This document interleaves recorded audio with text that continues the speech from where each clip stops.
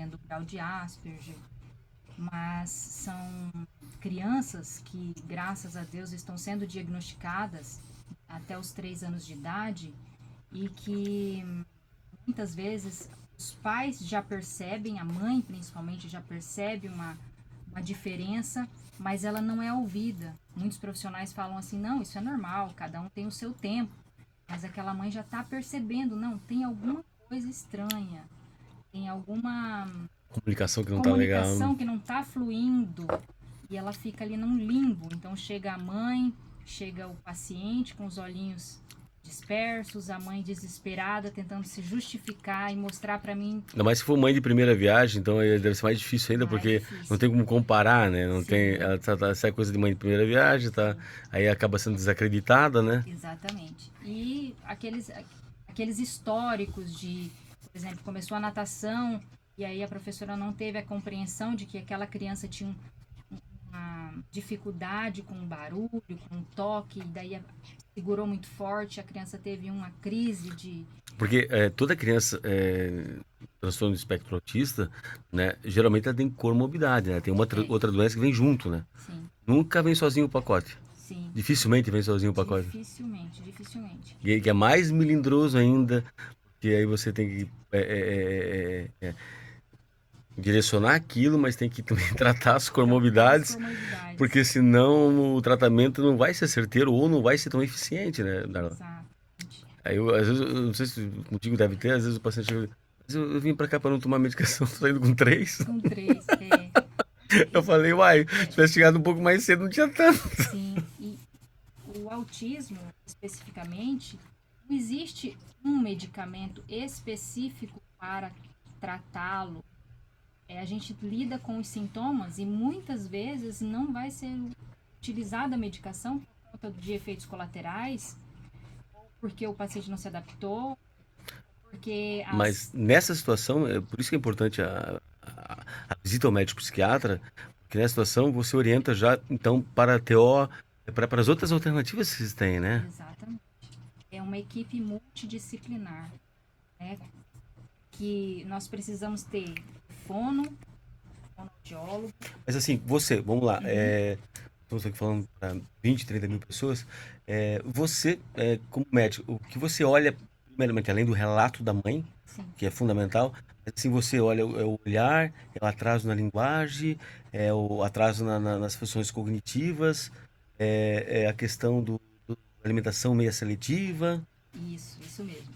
Então, a criança até os 3 anos, quando ela chega no consultório, a gente percebe, tá? Eu estou dizendo do modo geral, podem existir as exceções. Mas é como se ela entrasse no consultório e não me enxergasse. Ela vai direto num brinquedinho, ou ela fica no telefone da mãe, para a mãe ter sossego. E as crianças que não têm o autismo, elas costumam primeiramente vir abraçar a tia, a médica. Elas vêm abraçar, elas vêm pedir a caneta, o carimbo, ou elas falam que não quer saber da gente. Eu não quero pique, tia, eu não quero pique, eu não quero ir pro médico. Elas xingam, mas elas têm uma reciprocidade social. Elas se comunicam com a gente. Gostando ou não gostando, eu quero ir embora daqui.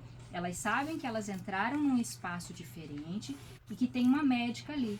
O autista, às vezes, por trocar de sala, por entrar ali num consultório diferente, ele pode ter uma crise, aquelas crises em que eles ficam se mexendo de um lado para o outro, gritando, se batendo, né, se machucando, mas eles não veem a gente. Então, uma coisa que eu percebo é essa falta de comunicação não verbal, tá? De não perceber, poxa, eu entrei numa sala diferente da tia ali, né? Não precisa nem falar, mas é de olhar e responder. Às vezes eles pegam uma caneta, olha pra gente, etc. Então, uma das primeiras coisas é isso. Outra é quando a criança se comunica, ela acaba tendo gostos diferentes. Quando são os meninos, que são os mais comuns, os mais afetados, eles gostam muito de dinossauros, mas é uma paixão fora do comum. É demais, é uma seletividade por brincadeiras e brinquedos diferentes, né? Sim. Que passa um pouquinho dos E eles limites. não gostam muito de crianças da sua idade também. Essa, Exatamente, eles, exatamente. eles, eles acham, não sei, há mais interesse, na verdade, né? Eles estão felizes sozinhos. Eles estão brincando com brinquedos atípicos diferentes da idade deles e eles estão contentes. Eles não estão tímidos, querendo fazer amizade ou tristes porque não entraram no grupo. Eles estão felizes sem participar de um grupo. Então, se tem ali na sala de espera algumas crianças, eles estão ali no mundo deles. Os leves chegam a ter problemas com barulho também? Incômodo com barulho? Não necessariamente, mas a maioria tem uma sensibilidade aumentada, ou seja, eles ficam agoniados com sons, com pessoas conversando, outra coisa, com texturas, areia, pisar na grama, né? Alguns vão andar nas pontas dos pés sem perceber, isso não é regra, tá? Não é porque, tem que andar na ponta dos pés daí para ser autista, não. Tem um grau de sensibilidade, sabe? Se incomoda com areia, É pisar. importante a gente falar que tu falou com uma pessoa aqui bem enfática, dizendo o transtorno do espectro. O espectro é uma coisa que vai envolver, né? A gente não pode limitar o paciente no DSM-5 e no CID-11. Eles são um norte, eles são Um uma grupo, referência, né? isso. Só que não é só aquilo, né? Não. Existe um contexto todo, né? Um mundo todo que pode ser diferente daquilo ali, e o cara pode ser, o paciente ou a criança, ela pode ser autista, mas ela apresenta alguns comportamentos um pouco diferentes do que o tradicional, né? Então não é por isso, a doutora está falando aqui, a doutora está falando que é mais comum, que é prático, que é mais visível, mas às vezes uma situação meio parecida com alguns pontos só também pode ser, né, gente? Não precisa ter 5 sinais. E aí, o quanto antes você chegar no médico, quanto antes você chegar nessa ajuda, melhora o prognóstico, né? Muito melhor. Então, assim, até os 3 anos de idade é fundamental. O transtorno do espectro autista é um atraso global, ou seja, em todas as áreas do desenvolvimento humano. Quais são essas áreas? A área de comunicação, eu me comunico, oi, tudo bem? Como é que você vai? Eu me comunico também de forma não verbal. Se eu não falo, eu me expresso, eu olho, eu gesticulo para entrar em contato com o outro. Eu faço cara feia, faço careta, enfim, eu me comunico. Então, uma alteração na comunicação, na interação social, né, de tentar fazer parte do meio, ou então tentar pelo menos não ser excluído do meio, e uma alteração de comportamento. Então, essas crianças, essas pessoas, elas costumam ter um comportamento diferente, movimentos repetitivos, restritos. Seria assim: tem crianças que batem as mãos o tempo inteiro, sacodem as mãos o tempo inteiro, fazem barulhos, sons, emitem sons com a boca, ou então repetem finais de frases, finais de palavras, finais de palavras, finais de palavras sem sentido, tá? Toda criança tem um pouquinho disso. Tem tiques, tem movimentos diferentes, tem questão de repetição de uma música, de uma letra, de um final de frase.